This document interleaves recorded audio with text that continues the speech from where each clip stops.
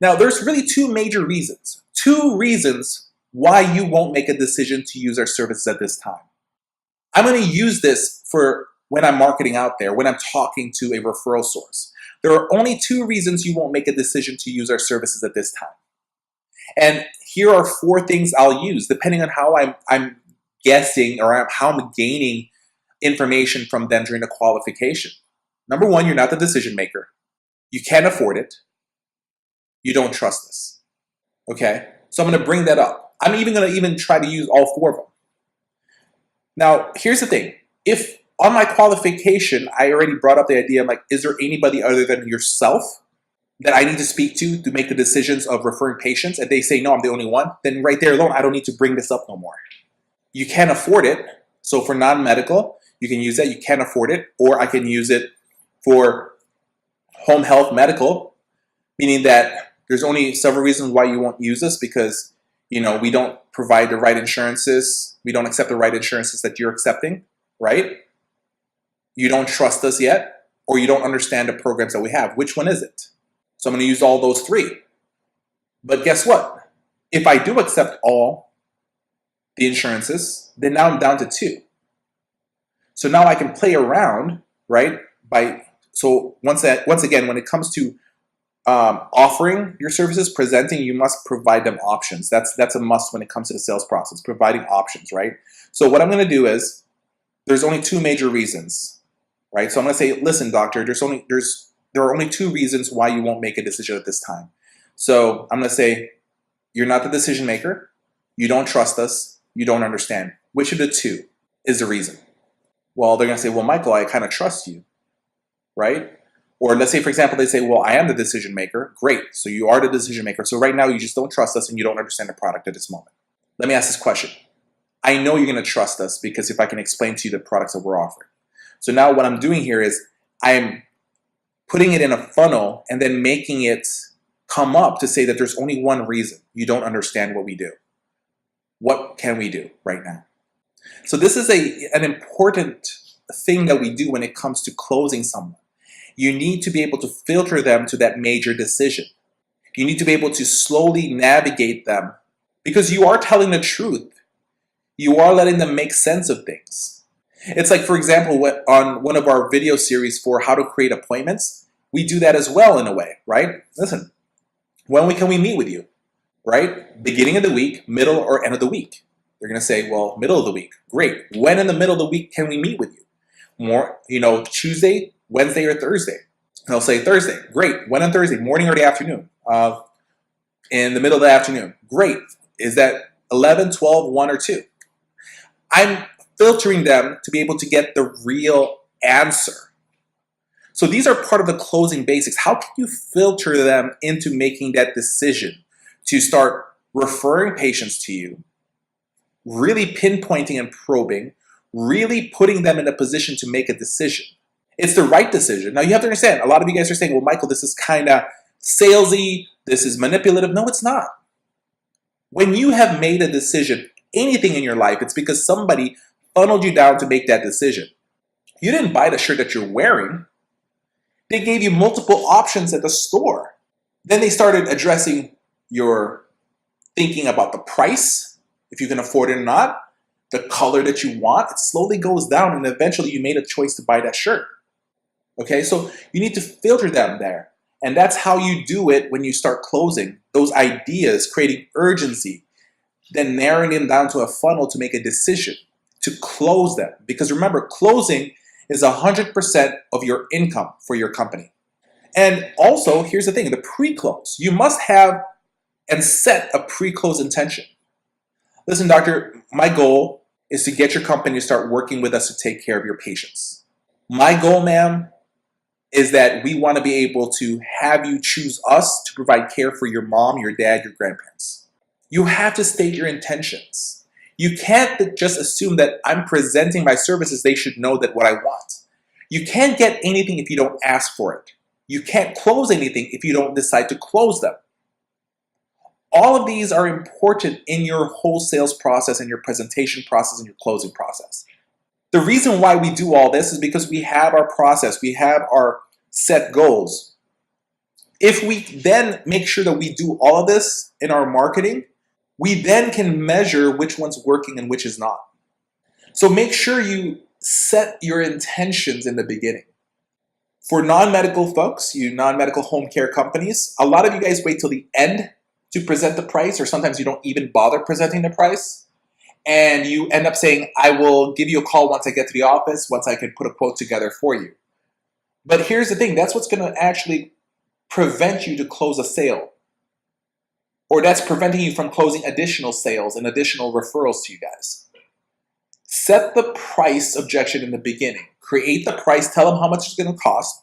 You can't tell me that you have a different price for one person to the other. You guys are offering it hourly.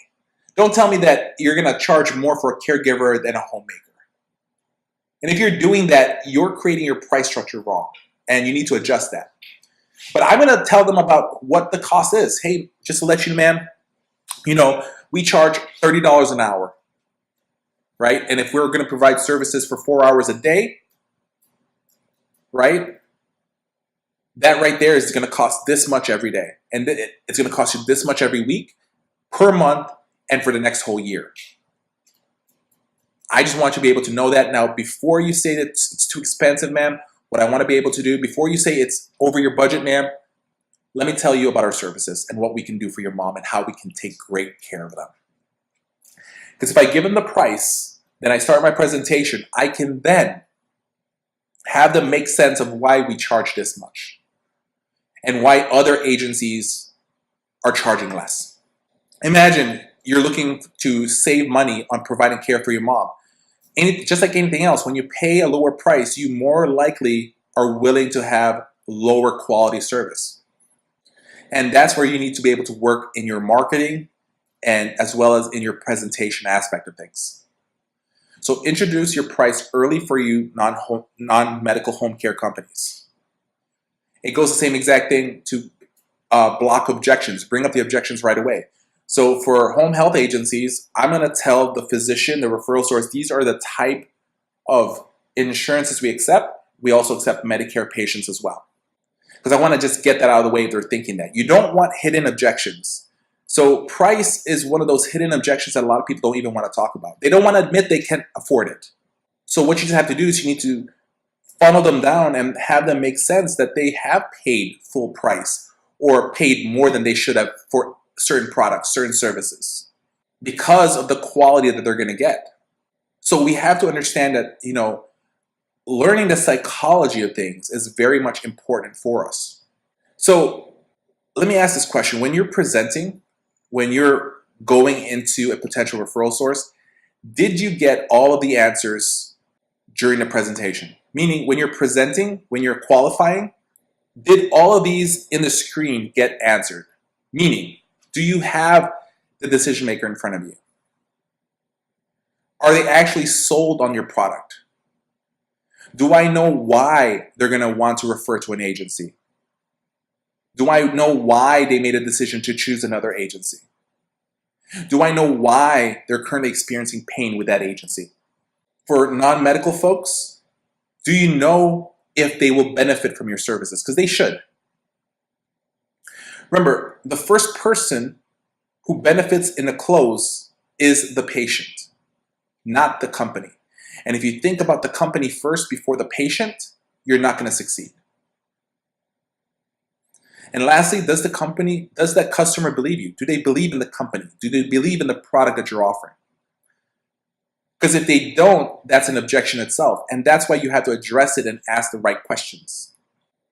Okay, so let's talk about the areas you need to close and what to say, right? So we talked about the 4 different areas earlier on today: time, stall, right? Those 4 main things. What is gonna people make, what type of objections they're gonna be creating.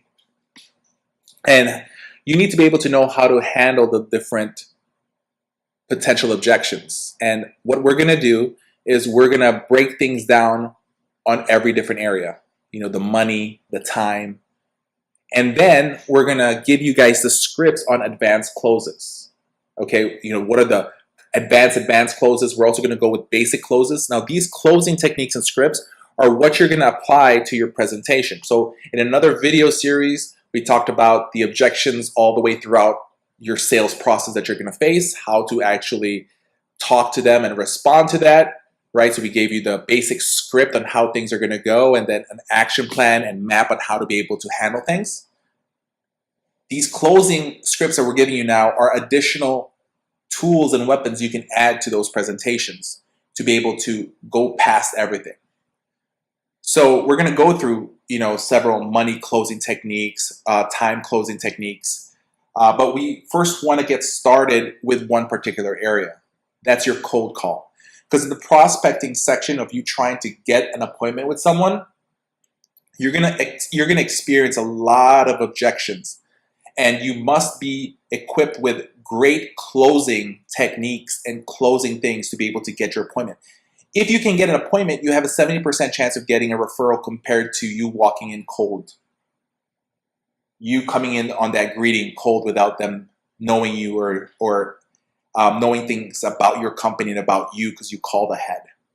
So we're going to talk about the cold call and know what closes you can use within the cold call system when you're doing your prospecting. And then we're going to start dividing the closes on the other areas as well. So let's go ahead and get started.